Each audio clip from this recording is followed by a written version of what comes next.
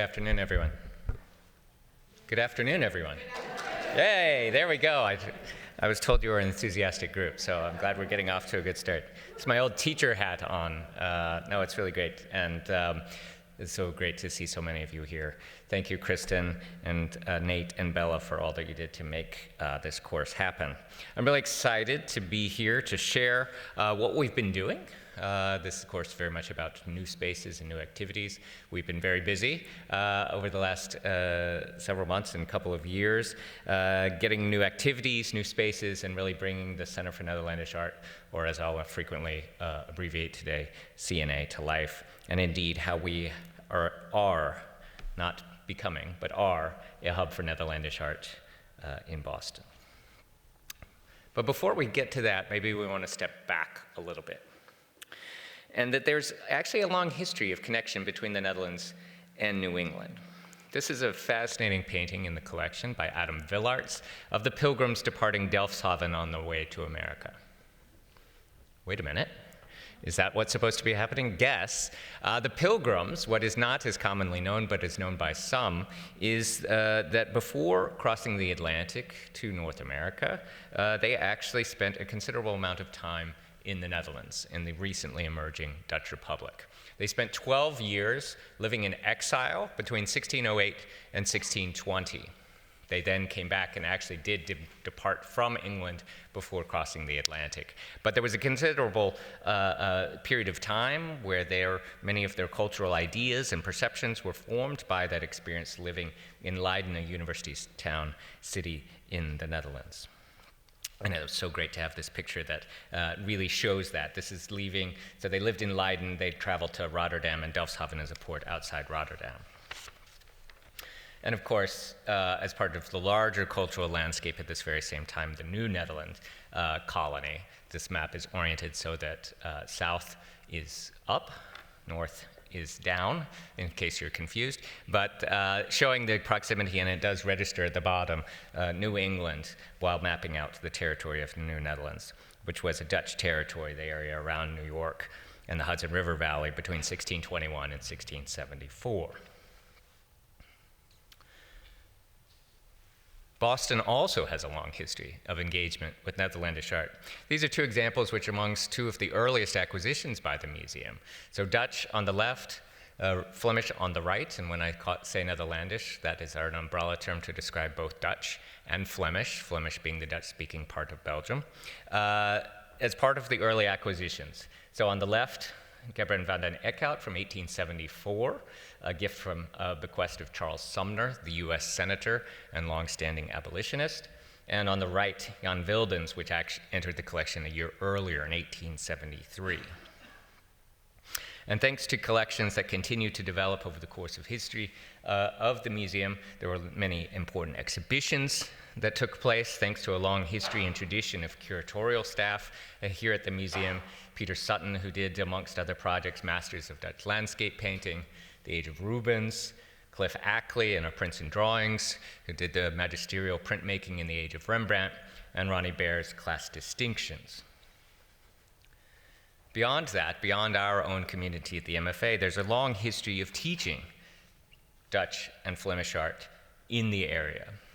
These are but a couple of examples. Jacob Rosenberg, one of the earliest professors of this material at Harvard University. Seymour Slive, next to him, who was one of the true leading figures who trained generations of scholars and specialists just across the river at Harvard. Margaret Deutsch Carroll at Wellesley University, and our current representative Michael Zell at Boston University. And there are others in the region, but really trying to help frame answering this question, why Boston? Why are we this hub? Well, it has long roots, which then got supercharged in 2017, thanks to a transformative gift from Rosemary and Eijk van Otterloo and Susan and Matthew Weatherbie. As you may recall, this made news, not only in the Boston Globe, front page, above the fold, and indeed, much of what we're going to be talking about is the transformative gift of 113 Dutch and Flemish paintings donated here to the museum, the largest ever gift of European art to the museum in our 150th year history. So there was considerable planning going on, but what we'll get to and what we'll look at, this is a floor plan, and I know you can't see it. We'll go into more detail so it's legible.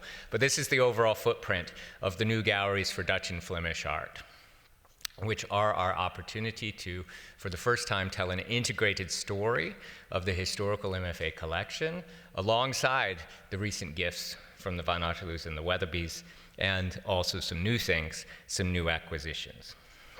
So to orient ourselves,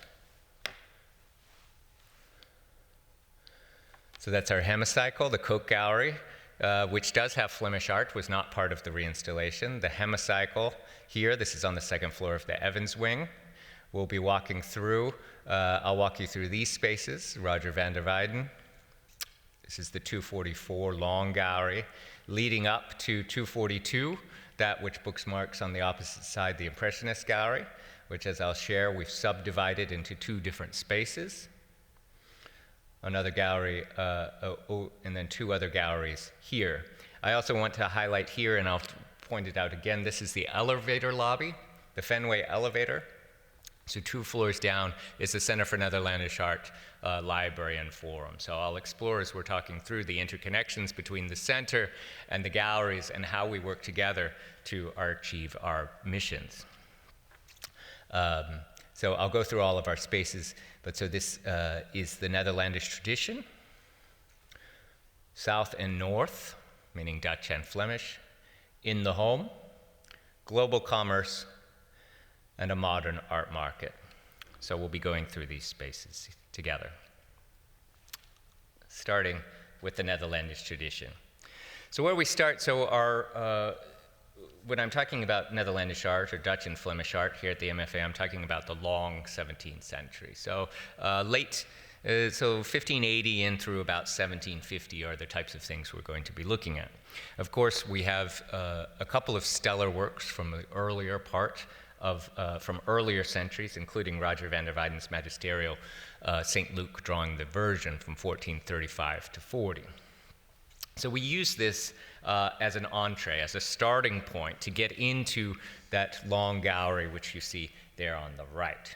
Each bay, we've subdivided the long gallery into a series of bays, where each one takes a different theme, which is typical of the 17th century, but we already find it at the earliest moments of the roots in the 15th century. What are those? Oops. So, amongst the things, so we have St. Luke drawing the Virgin. We have the depiction of real identifiable plants, cityscapes in the background, virtuoso attention to fabrics, working from life. This is St. Luke working, drawing the Virgin Mary. And most noticeably, of course, art that is really about the act of making art.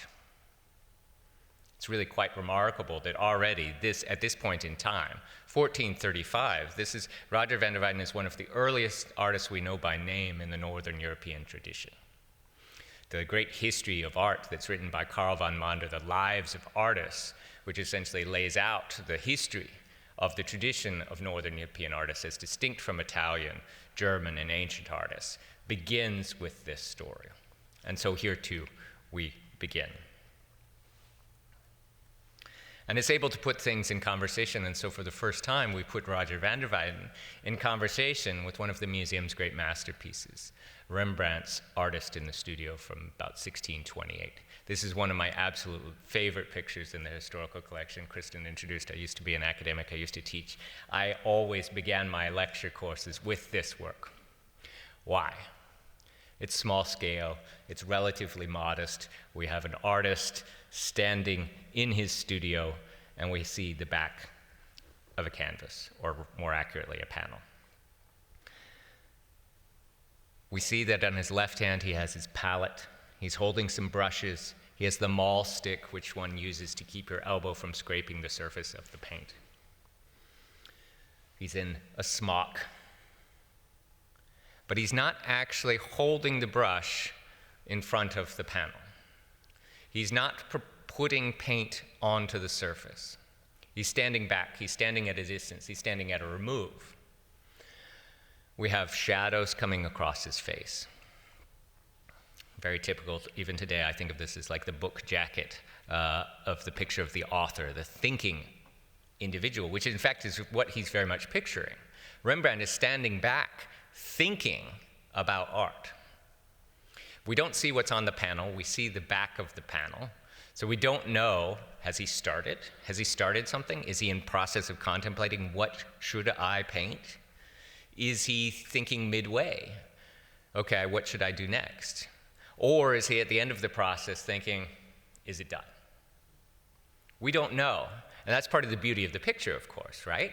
But no matter which interpretation, which moment in that narrative you want to jump into, he is showing us that he is thinking, or the artist is thinking about what to make. Stepping back for us a bit. Then to make a painting about an artist thinking about what to paint is a fantastic statement, right? And this was really a remarkable thing. There was essentially nothing like it.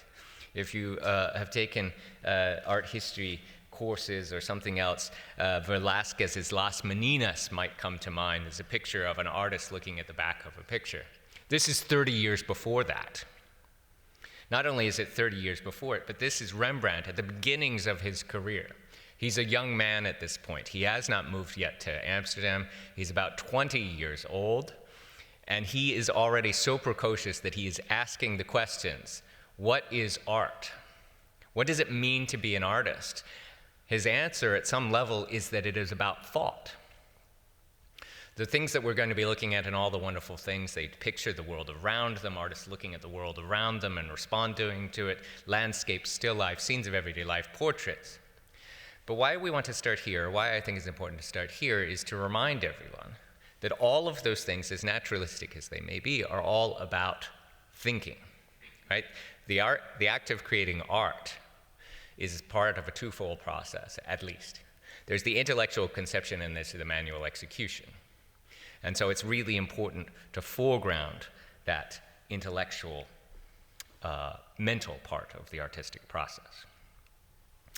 And so as we continue to move through, staying in that first bay, we pair it with this recent acquisition, Jan Davidson de Heem's interior of a painter's studio.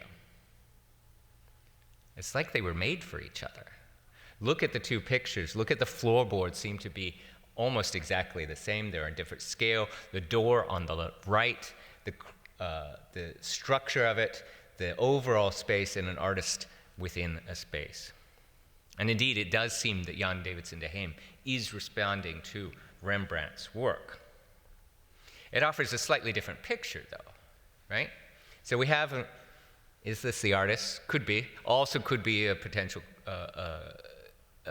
purchaser of a work of art, but let's say it's the artist sitting, in this case, also looking at the work of art. We've taken a new position, looking over the shoulder, looking at the easel. And this is pretty interesting.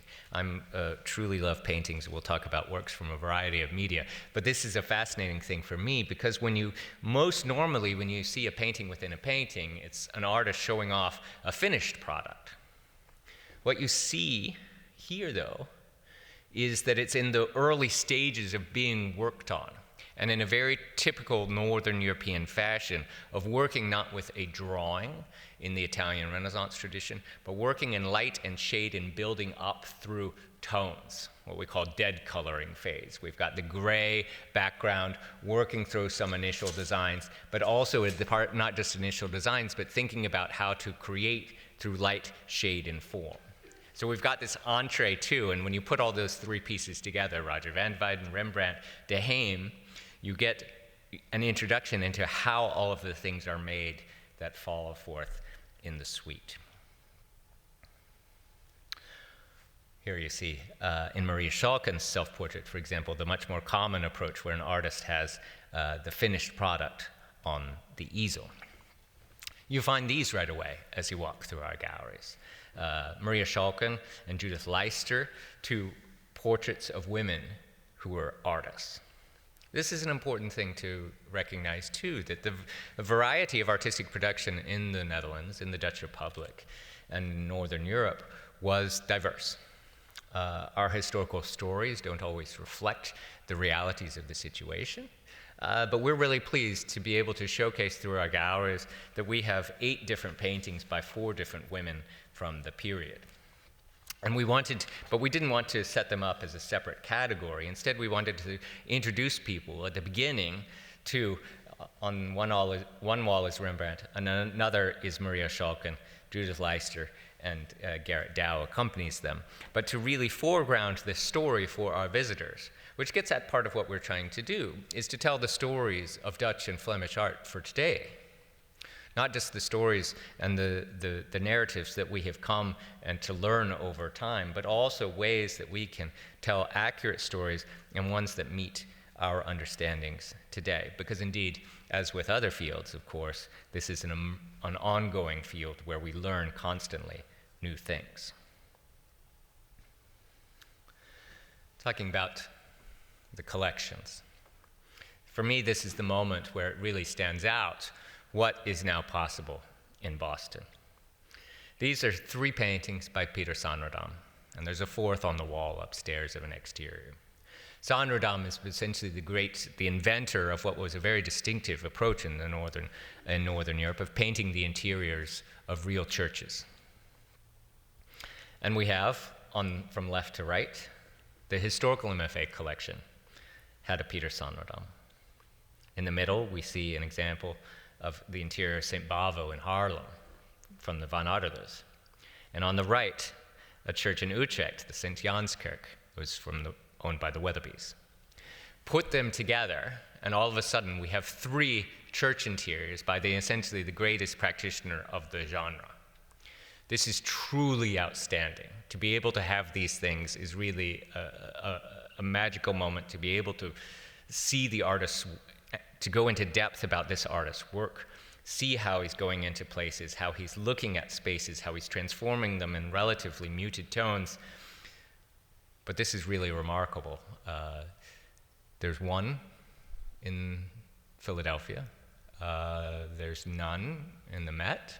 There's 2 in Washington. Not that we're competitive, but this is a really remarkable opportunity and begins to speak about what is now possible at the Museum of Fine Arts. Really gorgeous things. The Sanrodam and church interiors are a fantastic thing. In the period, they were called perspectives. Instead of the titles that we give things today, where we're locating them in geography, it was essentially Sanrodam's idea of how could he go and translate the illusion of depth through linear perspective, create the illusion of depth on a flat 2-dimensional surface, and was recognized as such. He made drawings on the spot. Sometimes he manipulated them. It's not always what you see. What you see is not always what was there, but it's really a fantastic opportunity to engage with the view down the nave, the blockade off the choir, or into the side chapel, and see how he's picturing spaces. They are, of course, images of churches. And something that we are able to tell is the religious pluralism of the period. Talking about things of paintings, but we've also consciously tried to integrate decorative arts in a real and serious way. Not just for the exploration of the media, but on your left, I want to call attention to 2 absolutely remarkable objects, 2 Torah finials that were used on the caps of Torah. They are the oldest known Dutch silver Torah finials in the world, 1649 from Rotterdam. They're amazing objects, but also with the life of the objects that it tells. So the Netherlands, the Dutch Republic, had relative religious tolerance, relative religious freedom in the period. It was the Dutch had revolted from Spanish rule, largely Protestant, but there was massive influx because their focus was not exclusively on religious perspective. They welcomed a large immigrant community who practiced Judaism, especially from Portugal. And so they, of course, came and took their religion with them and practiced it in the Netherlands. So it's an opportunity to think about what was, in this time, a very fraught subject to picture. And on the right, the painting That is the Cathedral of St. Bavo in Haarlem, which was created as a Catholic church. But then, as it became as though, why is it so white inside? Well, during the Protestant Reformation, they stripped the interior of much of its decoration, kept the structure, but the Protestant religion did not believe as much in religious imagery in the service of religion. So it's an interesting opportunity to think about the objects themselves, but also the stories that they tell, the context in which these works of art were created, which is part of what we're trying to do, is to introduce our audiences not just to the beauty and the majesty of these works, but the social, cultural, historical context in which they were created.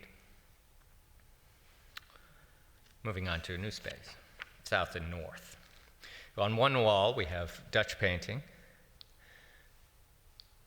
This opposite wall, which you can't see from this photograph, we have Flemish painting, and where they meet in the middle. So we have things, so Dutch and Flemish, a shared cultural heritage that during the 17th century, during these wars of religion, during the Dutch Revolt, became separated. Flanders largely Catholic, continuing to be under the Spanish rule, the Dutch Republic, Protestant, independent. Central to the Flemish wall is a work that you all, I'm sure, are familiar, which is, we've seen many times, Rubens' Molia Mag. A really fascinating picture, but one, to be honest, we haven't really always been able to find an appropriate home for. How do we tell the story? So what do we have? This is Peter Paul Rubens, the great Flemish artist of the 17th century, active in Antwerp, painted in 1609, shortly after he has returned from an extensive time in Italy. It is an image of an African king, Mouli Ahmad from Tunis. It's a little complicated because it's actually a picture based on, not done from life, or at least the subject was not taken from life. It's actually based on a 16th century print that Rubens has animated and made come to life to look like a portrait of someone that's come before him. It is a real identifiable figure, even if a historical one. And really interesting for the attention to detail of the costumes and the setting that Rubens used to communicate the rank and status of his sitter. And it's also interesting, what does he do with it? So this is, again, a portrait of a real identifiable historical figure, but he takes that image and he uses it all the time to then become an image of a generic African king, or the Black Magus, in Adoration of the Magi. So he creates a type, he creates an image. He wanted to study and learn how to create an image of an African king, rooting in a specific one, but then takes it, abstracts it, and generalizes it. But all that said, that's a lot. And my colleagues in interpretation don't like when we write lots of words for our labels. We get about 75 words per label. So how do we communicate some complex ideas? Well, part of it is what we've tried to do is put it in conversation with works that are preparatory for other works. Here to the great Rubens oil sketch from the historical collection, The Sacrifice of the Old Covenant, and one of the promised gifts from the Weatherbees, The Coronation of the Virgin. So to also put it in this center of a group of oil sketches to think about what it means to create one work that leads to other works. So we're not just integrating new acquisitions, the new interpretation, the new presentation allows us to think about old friends as well. So Jacob Jordans, the young married couple that you see on the left, you may be familiar, has been asking around, I think for most of the last 40 years, was in largely the same location in the Koch Gallery, gracing our wonderful walls. Really a tremendous picture. But what happens when you put it in conversation with other things? And in this case, a recent acquisition by Susan and Matthew Weatherby, by Franz Hals. The Jordans is just an electrical picture. We have this young married couple, we have the woman and herself, I think the expression on her face, you get a sense of a real active person, and I would love to know who she is. Just a fascinating personality. She just seems to have an uncontrollable intelligence emanating out of her. And at the same time, there's the casualness of her hand just resting across the arm of her chair, and her husband is there beside her in a very typical pose, standing. She is seated, He is standing. That is a sign of respect, giving her the pride of place, in a sense, that he is standing while she is sitting. And he stands with that arm with the elbow out, the arm akimbo. You find this in a lot of paintings of men, portraits, scenes of everyday life of different forms. If you move on the other side, Frans Hals. So Jordans was Flemish, active largely in Antwerp. Frans Hals, Dutch. However, he was actually born in Antwerp. And we have a portrait of a woman. Here too, I think, I want to know who these women are. She's bold, especially in that pose. She has that exact same pose of the arm out, arm akimbo. I've yet to find another woman, certainly not by Frans Hals, who appears with this pose. It's much more common, as I said, for a man to take this pose. This is presumably the right half of a double portrait, of a pendant portraits. So her husband would have occupied a painting, possibly a painting in Cincinnati that's on the left. She's there, but she strikes this pose. I'm fascinated by this. I can't explain it. I don't know why she has it. I want to ask questions. Was this her idea? Was it Frans Hals' idea? Was it a conversation between the two of them? And if so, what did she say? What was her message? When she selected Frans Hals to paint her, what did she say she wanted? Or was this just who she was? We have to do more research to see if we can find some answers. But putting them in conversation, old, new, Flemish, Dutch, begins to spark some dialogues. And it makes sense, I should say. As I said, Frans Hals is a typical Dutch painter, but he was looking at Flemish art. He actually, not only was he born there, he also spent a significant period of time when in his late teens or early 20s when looking at Flemish art in context, bringing things together.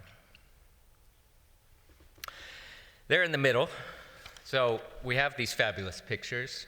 They're created in a recently redefined society, a society that enjoyed enormous wealth and a wider distribution of wealth.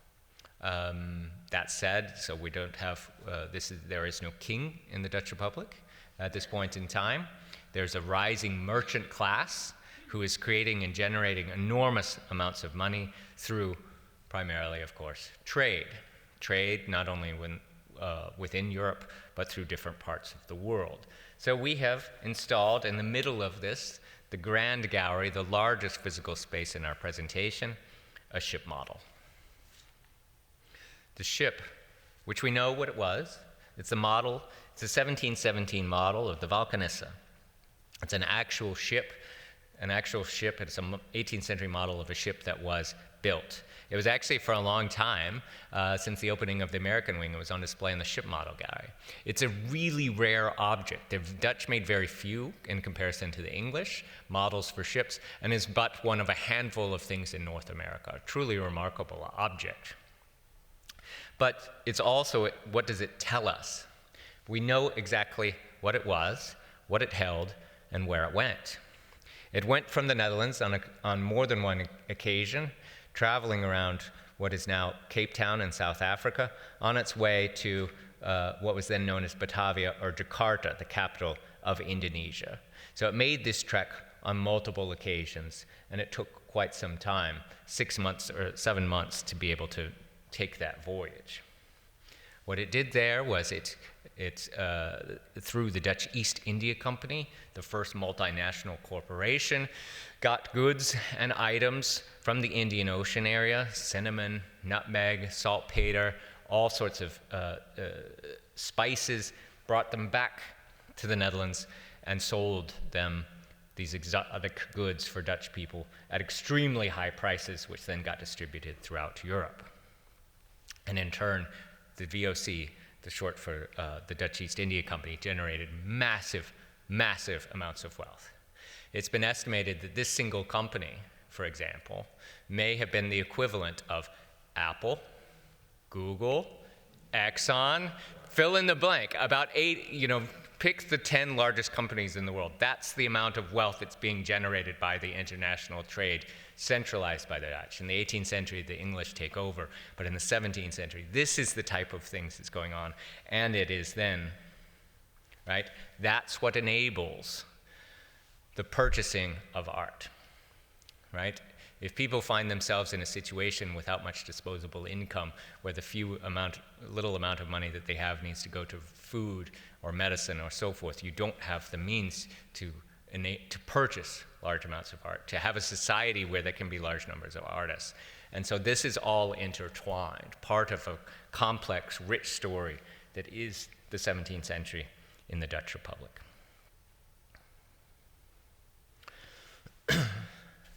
So we took what was the largest gallery in the European suite, Gallery 242. It's actually larger than the Impressionist gallery because the Spanish chapel was carved out of it, but wasn't really great for showing what are not usually very large pictures. So we have some which we put out, the Rembrandts, Ellisons, and so forth. So we took an opportunity to create a new space, to divide it. And we created this, which we call In the Home. I have to say this is my personal favorite space in the presentation, but we all have our own tastes. So what we did, that black and white tile floor, we created that.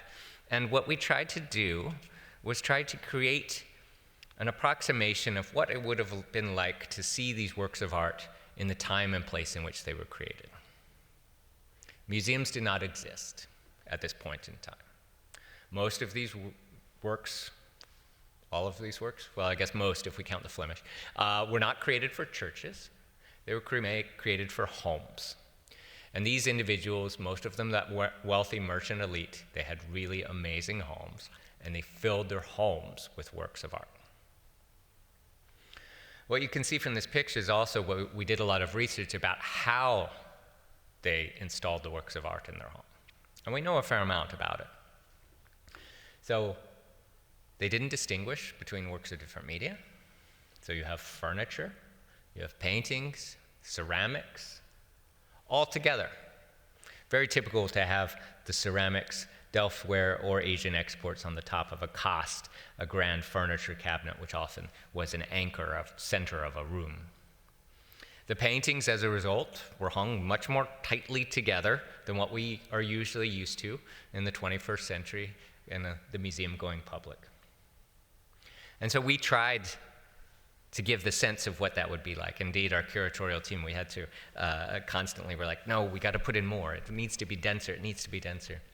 And which I should say that I was remiss in not beginning, that everything I'm showing you is the work of a curatorial team, of which I was a part of. Also included Frederick Ilchman, our Chair of Art of Europe, Hunting Knopp, Assistant Curator of European Paintings, Courtney Harris, our Assistant Curator of European Decorative Arts, Ben Weiss, our Lauder Senior Curator of Visual Culture in our Prints and Drawings Department. And this space in particular is the wonderful design by Keith Crippen, our Head of Exhibitions Design. So it really comes together to try and, it's not a period room, but what would it have been like to walk into those spaces? It's also interesting, as an art historian, I also always feel I'm walking into a painting. Because you do also have, how do we know about these things? We know about them in part through paintings of the historical records. Interesting fact, those black and white tile floors that you see all the time occur first in paintings and only later in the actual homes. People saw them in the paintings and must have said, that's a great idea, I want to have that in. Also probably because it was extremely wealthy. We're talking about marble or expensive materials that had been imported from outside the Netherlands. But also, one of the things that we're able to do is also, some people say that it's walking in to the doll's house. One of the great treasures on display from Rosemary and Eijk van Otterloo is this doll's house. Go take a look at it. I'm sure you've seen it, but if you haven't, it rewards frequent viewing. All of these little silver items are miniature, and they're all silver. And you have everything from wash baskets to chandeliers to, where's the scissors? I think those are the scissors. Shovels, everything in here. A doll's house, not for playing, not a child's toy, but something that was what we think is likely managed by wealthy women who had these grandiose interiors. Here too, really rare. There are only a handful of these things in existence. But they're really quite magical, which likewise give you that entree into sense of time and place and what it was like to live with things, which is ultimately what this period was all about, was people living with objects, amazing things, and collecting them voraciously. And of course, in that same gallery, we also have outstanding examples of decorative arts, of the types of things that you saw in miniature. And this period too, I talk a lot about paintings, but you've got all sorts of things which are amazing in of themselves. You've got Delftware, which is being inspired by Asian import porcelain. They aren't able to figure out how to make true porcelain. They come up with this own blue and white, especially technique. Silver as a luxury item, but also that the silver is being used for new types of vessels. That trade, which is super important, it's not just generating wealth, it's bringing in whole new products. Tea, tobacco. Okay, well, all of a sudden if I have tea, I need something to serve it in, I need somewhere to keep it, but I want to make a beautiful object in which to share or partake in these luxury goods. So all of a sudden you have teapots. Of course, if you're not drinking tea, you don't have a teapot. Likewise, if you don't have tobacco, you don't have boxes for storing it. So we have these objects which are beautiful, well-crafted, amazing, gorgeous things.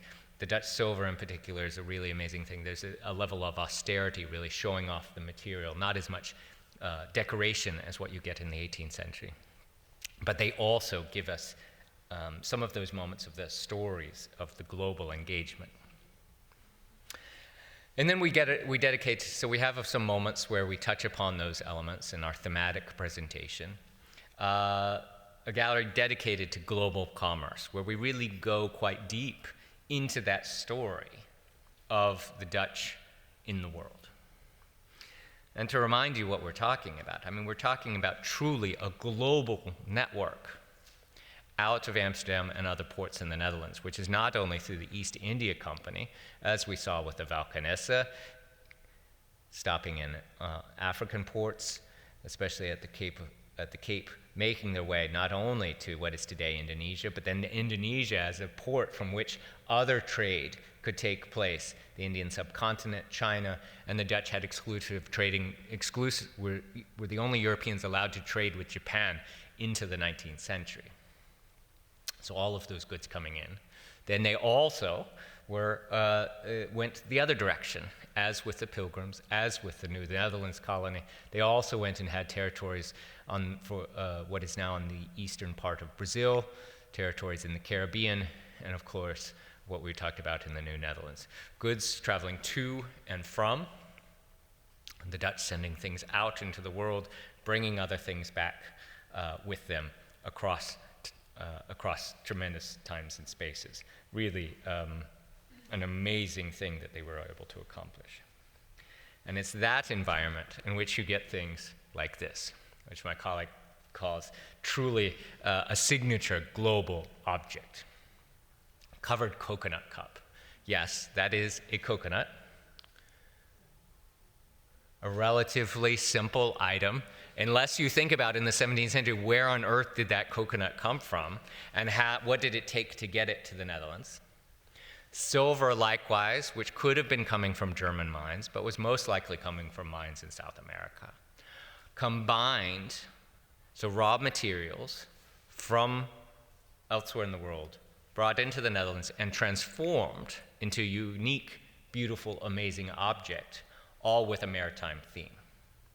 You have Neptune at the top of how the coconut has been transformed into a sea monster of some sort, held aloft by a mermaid, and even has feet of turtles.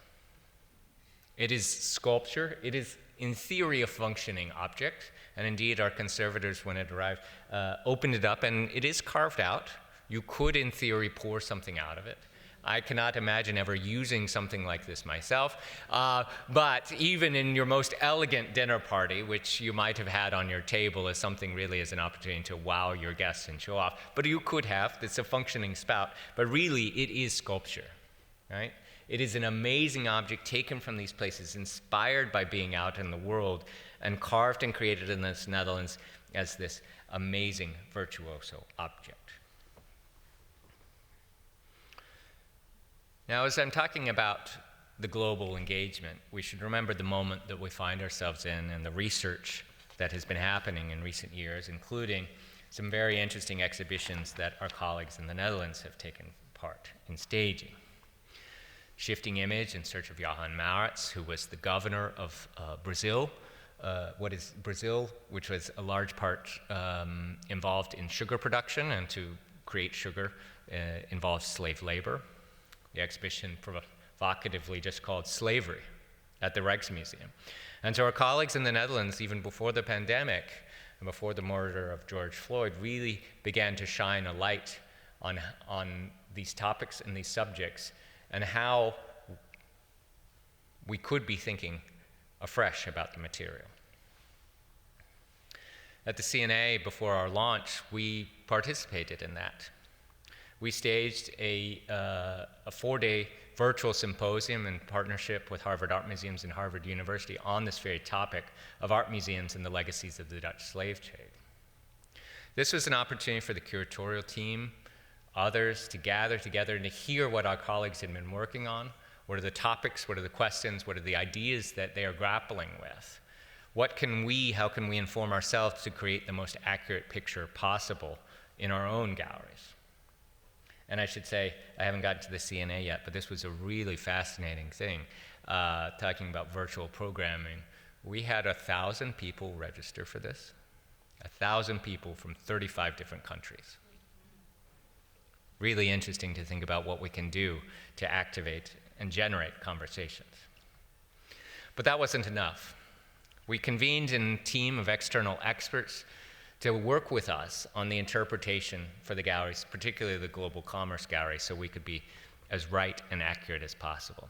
This included Professor of History from the University of Amsterdam, Professor of History, University of Chicago, curatorial colleague from Yale, Nasser Rabat from MIT, and Michael Zell from Boston University. And we had them, we shared early ideas of what we wanted to do, listened, responded, shared labels, to really try and make sure that as we're learning more about these issues, that we were able to tell the most accurate story and most balanced story possible. This led to presentations such as this, The Hidden Cost of Luxury, where in that Global Commerce Gallery, we share how the Dutch are going out in the world, we share the beautiful objects like the covered coconut cup, but there are hidden costs to that story, and that is what our audiences are asking for today. How does that play out? So Assayas Beert's still life, an amazing, gorgeous object of ceramics, of foodstuffs, wonderfully portrayed. Beert, interestingly, a Flemish artist, so these objects are coming through Portuguese merchants. But we have ceramics from China. We have quince paste from the Mediterranean. Wine is probably coming in from the Rhine or France. Venetian glassware, potentially. But also these objects, these white-covered things, these are sugar-coated cinnamon sticks. Luxury items. Today, you can get a packet of sugar or fake sugar in the cafeteria for nothing. We give it away, right? Sugar is ubiquitous. But in the 17th century, this was such a luxury item. This is part of this assemblage. But we wanted to show off the beauty of this work, but also raise that question. And so we put it in conversation with Frans Poos. This is a scene of Brazil, an idealized version. We have African workers. Most likely it was, however, enslaved Africans who were doing the work of producing the sugar. And then we bring some of those voices, including our interpretation working group member, Professor Mary Hicks, through a video to tell some of the stories, to peel back the layers about the works of art and what's behind some of the works of art. And this is part of our effort at what I'm trying to, the most important word for us, the curatorial team, as we were preparing the spaces, is balance. How do we share the variety of stories and beauties, and also troubling stories that are part of the presentation? How do we do all of those things in combination? And so we asked some other people to try and help us think through some of those moments. We tell this story here, but we also tell stories of art about art, the making of the object, and the creative process that's part of all these artistic creations. Our final space that we have upstairs, also putting things into conversation, is we dedicate to the art market, the modern art market. And this is also one of the signature distinctive elements of this period. For the first time in history, the majority of works of art were not exchanged in Europe, in the Western tradition, were not exchanged by commission, but on an open market where a painter or other artists would make a work of art not knowing to who or if it would be sold. We also have an enormous art market. As I began to introduce, when we talk about in the home, the works of art that are packed into these homes, and we know from records, not just wealthy merchants, a baker might have owned 100 paintings. We know from statistical data, between 1600 and 1700, in the Dutch Republic, 5 million paintings were made. Exactly. Think about what that means. 5 million paintings were made in 100 years in a landmass that's about the size of the state of Maine. Massive artistic production, massive artistic consumption, which drove so many things. It enabled so many things. So part of what we try and do in the space is take a new approach to it. So you'll see two screens, data visualizations, where we worked with Professor Cruz and Professor Klukel and two of their graduate students at Northeastern. Is there another way, in addition to just writing a label, where we can communicate that information, where we can communicate the size and the complexity of the art market as an entree to understanding the works of art in the space? And that's what we tried to do. So I know you can't read them here, but that's each individual dot represents a work of art, and as you go up, you can see how it explodes over the course of the 17th century. Okay, that's great, but so what did that actually mean for artists? Specialization. How do you succeed in that dense, highly competitive art market? You specialize. You specialize to the nth degree. We have largely Sanradam, who we looked at with the great church interiors, painted only church interiors. You might not be just a still life specialist. With Peter Klaas, you really specialize in a very distinctive form of food still lifes, breakfast pieces. And we try and walk people through that process a bit. Not only does he specialize in the same types of pictures, of subjects, it's the way that he paints them. Almost always you have a half-filled glass with wine as a vertical element, often on the left-hand side. You have a table at approximately the same sight line with a silver, or in this case, pewter plates hanging off the edge. You need some diagonal elements leading you back into the space. He changes them up, but really, and we have another one up there, we have three, he really develops this very particular approach to painting. This is essentially his signature way of working. He created a formula that was extremely successful. He worked within a really limited niche, and he constantly found new ways to do it. In the market context, right? You go to someone's home, you see this beautiful still life. Oh, I want something like that. I don't want just that. I want something like it. And I want people to know that I got something like that. And that's what these artists were doing. So we try and walk you through that a little bit. But that extends to all sorts of things. Landscapes. This was actually the largest genre of artistic production in the 17th century, and it became increasingly so. I'm going to get the statistic wrong, but I believe it was about 45% of all paintings produced in the Dutch Republic in the second half of the 17th century were landscapes. It's an approximation. Artists going out into the world around them, painting what they saw, what they felt, what they were inspired by. But what I hope becomes apparent in this presentation, even a selection of things, none of them look alike. Each artist created a very distinctive approach, even working within that presentation of landscapes. That's what we try and do in this presentation, shake things up. What I said to Keith, our designer, is let's try a photography hang. Let's arrange the pictures in a different way to try and get us to look at them in different ways. But what do I mean about that different approach? Jan van Hoyen. You see a lot of browns. He's utilizing the underlayers of the paints of the ground. He's exposing the ground layers, so you see the dunes, the sands, and so it's a very what we call a tonal approach to landscape painting. And he's not necessarily unique, but he's very distinctive. Once you see this approach with a lot of browns, brownish gray skies, you begin to see he worked almost exclusively in this manner. Philips Koenig, completely different approach, different location. But he, for me, once you see one Philips Koenig, you can immediately identify all of his works. He has this almost even approach, right? We have almost, 3/4 dedicated to sky, which is very common in the 17th century. Koenig devotes about half to sky, half to land. It's a panorama, taken as if seen from high, although where exactly he might have been on high in a country that didn't have very many high points is a difficult thing.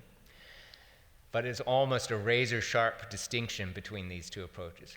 Both beautiful, both amazing in their own ways, but also completely different approaches.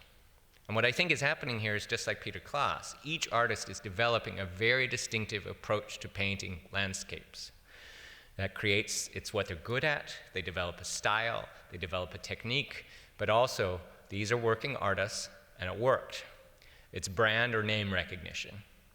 If you know that this is what I paint, and you like it, you're going to come to me when you want one of your own. These are artists who are business people, and they're operating in a society that is dominated by commerce and by business. So it's perfectly reasonable to think that these things would come together.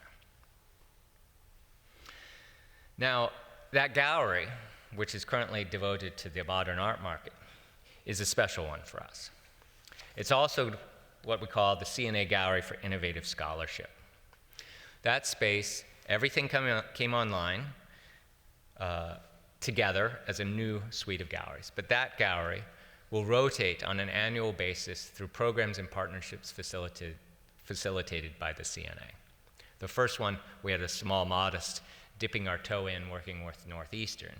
But you can look forward to, in the middle of November, us opening our second iteration, which we did in partnership with Brown University's Professor Jeffrey Muller, who you see with me on the right looking at paintings in the lab. Last, Michelina Woutier and the Five Senses, Innovation in 17th Century Flemish Painting, a focus show dedicated to these 5 paintings, although we'll have more works of art in the space.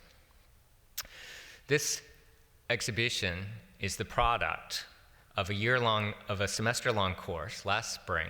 A graduate seminar at Brown was taught entirely here at the MFA in the CNA Library and Forum, where Professor Muller and his graduate students had the task of coming up with a student-curated exhibition.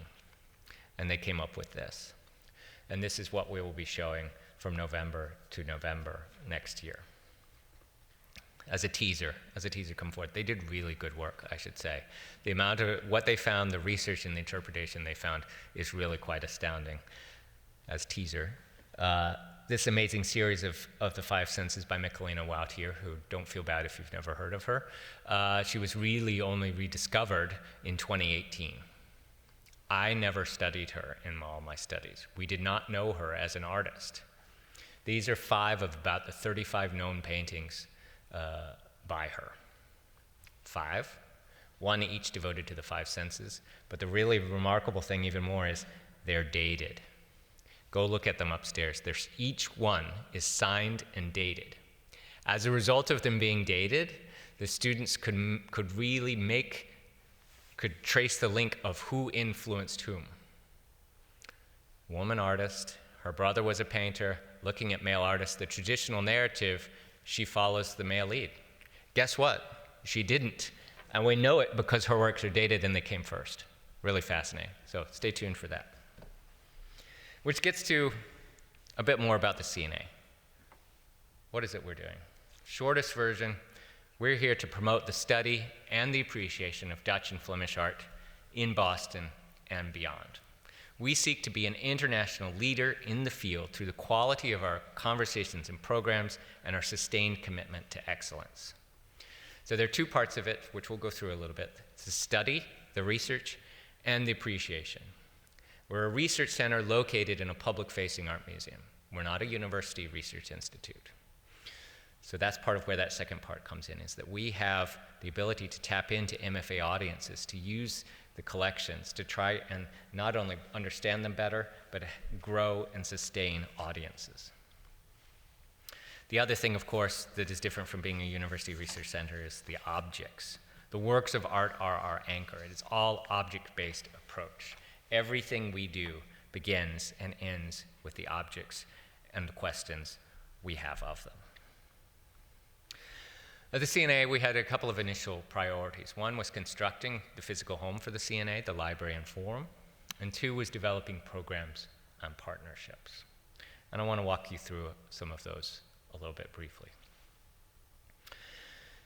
In addition to the transformative gifts of paintings from our founders, there was also the gift of the library of the late art historian Professor Egbert Haverkamp Begeman, who had taught for a long time at Yale University and then at the Institute of Fine Arts at NYU. 25,000 volumes from his personal collection, including 300 rare books. Really, I mean, this is a remarkable thing. The secondary resources of what he was collecting, there are legendary stories of what Professor Begeman collected where his graduate students would try and tease him and test him. They'd come across a reference of bibliography and ask Professor Begeman, do you have this book? Invariably thinking that they could catch him, never to be able to do so. It also is really important to recognize and to be able to have Professor Begeman's collection. So as it began, there's a long history of engagement with Dutch and Flemish art in Boston. Professor Begeman was part of a different tradition. Dutch originally, taught in New Haven, close by, but for a long time at NYU. And he, like Professor Slive, trained many of the leading specialists in the field. And so to have a connection to that part of the historiography of the tradition, not only the tradition of the collecting in Boston, but also to tap into that other part of professors that are now all over the United States and actually some abroad. My own professor was a student of Professor Begeman. I feel like a grandchild of him. But it's really not just the books, but it's the history that we are now a part of, thanks to this gift of the collection. So we built a new space on the ground floor of the MFA dedicated to the CNA, the Center for Netherlandish Art Library and Forum. There you see our reading room. So we have the 25,000 volumes from Professor Begeman, which we've integrated with the MFA collections to come up with about 43,000 volumes dedicated to this material on site here at the MFA, and it will be a growing collection. The reading room, the library is open to visitors by appointment. If you're interested, contact CNA at mfa.org and you can come and make an appointment. This is open to students, to researchers, to anyone who wants to utilize the materials can come and use them. It's a 5,000 square foot facility that we've built. Again, this is the elevator, which is directly connected to the galleries upstairs, and that is by design, that there is proximity and connection between the center and the activities that take place and the galleries. The reading room, we have 3 zones, so individual learning in the reading room, a seminar room for communal learning, here are our library stacks, and then a commons area for informal scholarly gathering. Just to show you a few of the spaces because they're pretty wonderful, I have to say. Plus it just was an amazing process to see these things, this physical manifestation of this idea begin to take shape. This is our seminar room. This is the place where the Brown University course met. This semester, a course from Boston University meets every Thursday afternoon in that space. It's also a space where we can set up for virtual or hybrid programming, small-scale lectures, and gatherings of scholars and specialists. Our commons area, our informal gathering space, is a place where the people who use the library, the scholars, the researchers can come and gather. And this got inspired in part by Professor Begeman's ideas, who used to say the best part of every conference was the coffee break. I get to meet you, and you get to meet her, and we all meet. When we're doing our research together, we're talking in isolation. But what happens when we get together? And that's part of what we're trying to do, is create a home for a learning community here in Boston dedicated to this material. Create a learning community, establish the CNA as that learning community, as the home for it, as we prepare and support future generations, scholars, curators, conservators, enthusiasts, all while also trying to think about creating audiences. So if I haven't lost you already, you're probably like, okay, so what are you actually doing? We're doing all kinds of things. Object-based learning, we're hosting those university classes in the space, and that's part of what makes the seminar room special, is we bring objects, we have access to the galleries, but we also bring objects in. These are photos of a group from Yale who came looking at objects with our curatorial staff, thinking about them. They don't get to hold them themselves, but they get to see somebody else hold them, and what does that do to transform the experience of seeing objects? We have a residency fellowship program, which we just started. We have our first 3 fellows, which you see on our left. Emily Hirsch from Brown University, Braden Scott from McGill University in Montreal, and Agia Leiber from the University of Ghent in Belgium. Our first cohort, so 6 and 9 and 9 months, were in residence here, working on their dissertations, on their individual research projects, supporting their efforts to continue their education and root them in objects. In August, this coming year, we are launching a summer institute every other year in collaboration with Harvard Art Museums locally, and then in the Netherlands, the Rijksmuseum and the RKD, which is the National Institute for Art History in The Hague. We'll be doing a course for graduate students, one week in Amsterdam, 1 week in Boston, training the future generations, building a transatlantic cohort, all in the service of Dutch and Flemish art.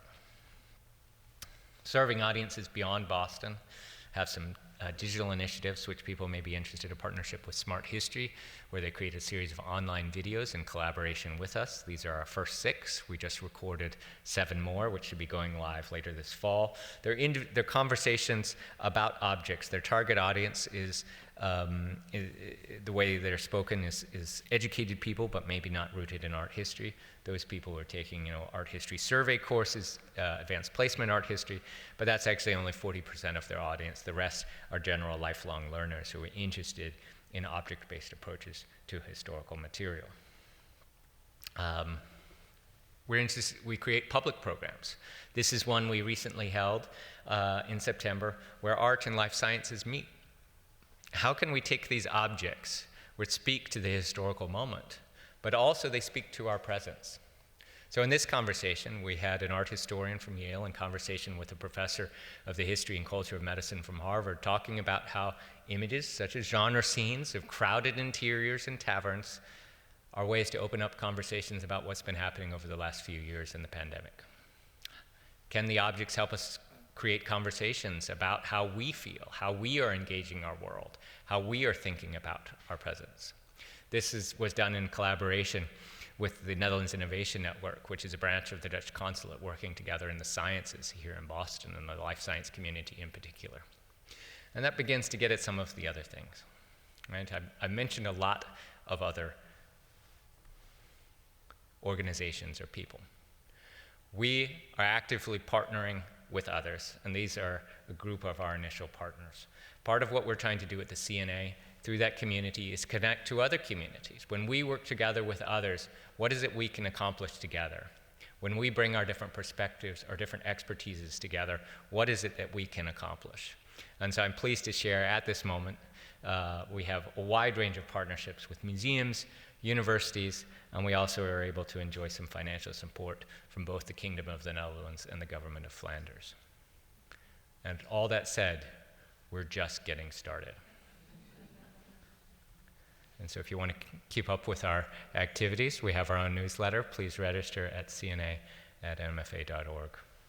I'd be happy to take questions. Thank you.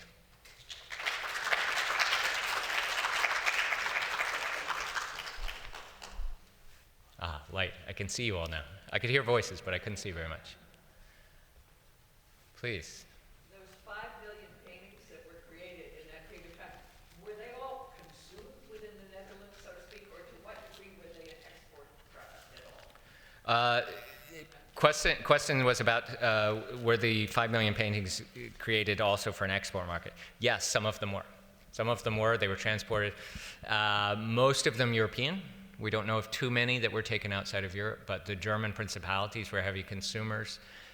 There were some collections in Italy and in Spain and in France. Many of these artists the artists themselves were often imported to England. So yes, paintings were part of that commodity exchange too.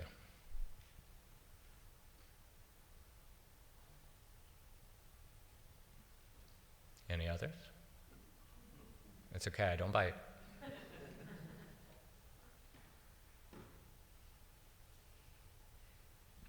Okay then. Well, I hope you get to enjoy the galleries. If you've seen them once, you need to visit them again and again. There's so much to wonder over. It was a pleasure talking with you this afternoon.